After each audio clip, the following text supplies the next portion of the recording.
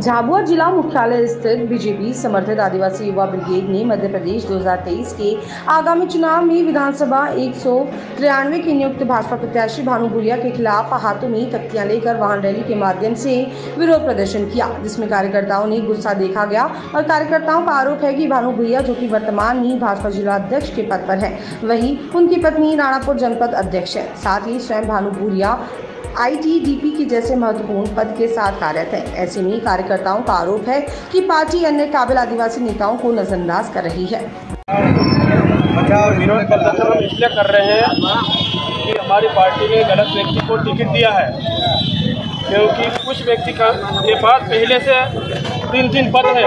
स्वयं जिला अध्यक्ष है, उसके बाद में उसकी पत्नी जनपद में अध्यक्ष है, राणापुर में, उसके बाद में ITDP अध्यक्ष है, उसके बाद में फिर विधानसभा का भी उम्मीदवार बना दिया है। तो हम 20 साल से कार्यकर्ता संघर्ष कर रहे हैं, उसका क्या होगा? कम से कम कार्यकर्ताओं को ही टिकट मिलना चाहिए कायदे से, इसलिए हम इसका विरोध कर रहे हैं। और अगर मांग पूरी नहीं करते हैं आपकी, अगर उम्मीदवार नहीं बदलते तो ऐसी स्थिति में क्या करेंगे आप? ऐसी स्थिति में हमारे तो कार्यकर्ता विचार करेंगे, उस हिसाब से हम चलेंगे।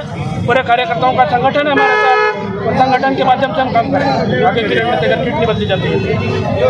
अपना नाम बताएं। कमल डामर, जनपद सदस्य।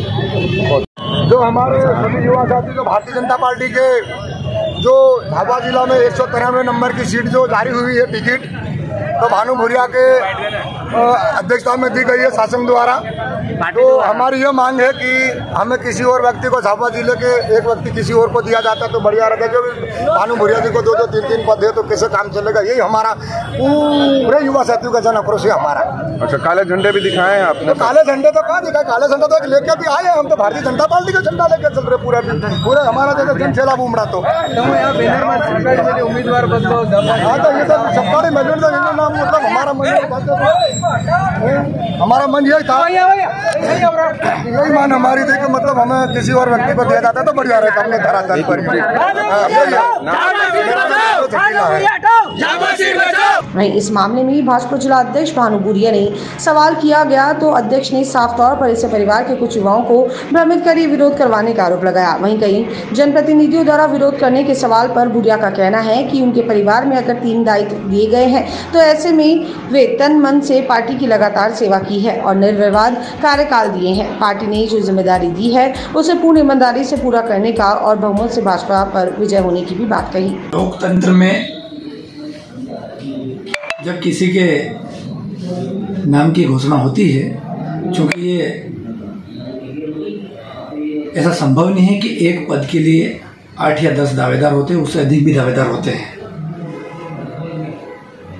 और हमारे शीर्ष नेतृत्व और लोकतंत्र में एक ही व्यक्ति को मौका मिलता है। सारे पहलुओं को, सारे तथ्यों को ध्यान में रखते हुए निर्णय होता है और निश्चित तौर पर विरोध होता है कहीं न कहीं, ये उसी का हिस्सा है। लेकिन अब हम सब ने देखा है कि ये कौन थे, इनके नेतृत्वकर्ता कौन थे। ऐसा कुछ भी नहीं था, नए लड़के थे। मैं भी उनमें से बहुत कम लोगों को पहचान पा रहा था। निश्चित तौर पर किसी के बहकावे में आए होंगे। परिवार के बच्चे हैं, आपने सुना होगा उन्होंने भारतीय जनता पार्टी जिंदाबाद के नारे लगाए हैं, ना कि भारतीय जनता पार्टी विरोधी। वो पार्टी के समर्पित कार्यकर्ता है। निश्चित तौर पर कहीं ना कहीं थोड़े से भूल हुई होगी, गुमराह हुए होंगे। परिवार का मामला है, आपस में बैठ के सुलझा लेंगे। मामला ना उनका है ना मेरा है। शीर्ष नेतृत्व, मैंने बोला ना, कई ऐसे मापदंड होते हैं उम्मीदवार को लेकर।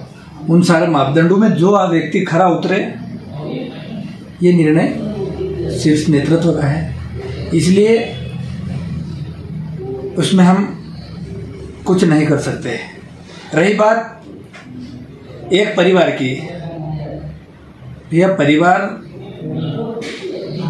कैसे मान रहे हैं, क्या है।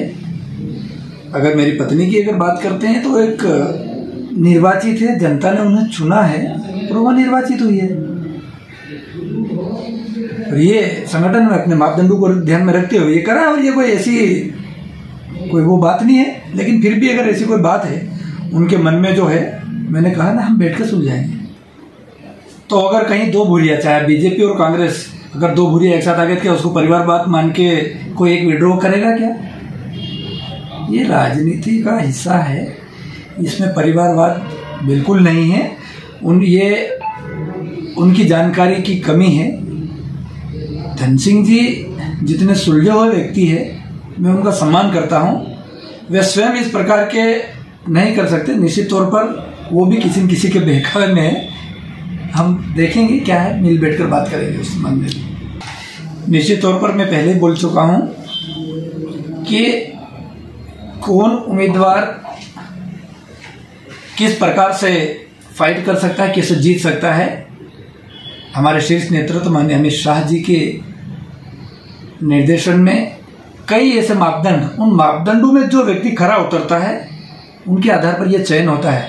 और जहां तक मेरे जिलाध्यक्ष की बात हो और मुझे जब उम्मीदवार बनाया और मेरी जीत की बात हो, जैसे ही मुझे उम्मीदवार बनाया तो कांग्रेस पार्टी और उनके जो संभावित उम्मीदवार कह सकता हूं मैं, उनकी भाषा शैली, उनकी जो बौखलाहट थी, वो बौखलाहट बता रही कि भानु भूरिया कितने अंतर से जीतेंगे।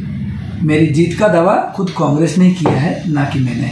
मैं तो जीतूंगा ही सही, मेरे कार्यकर्ताओं में उस दिन जोश और उत्साह था, लेकिन उसमें हाँ में हाँ विक्रांत भूरिया ने भी मिला दी।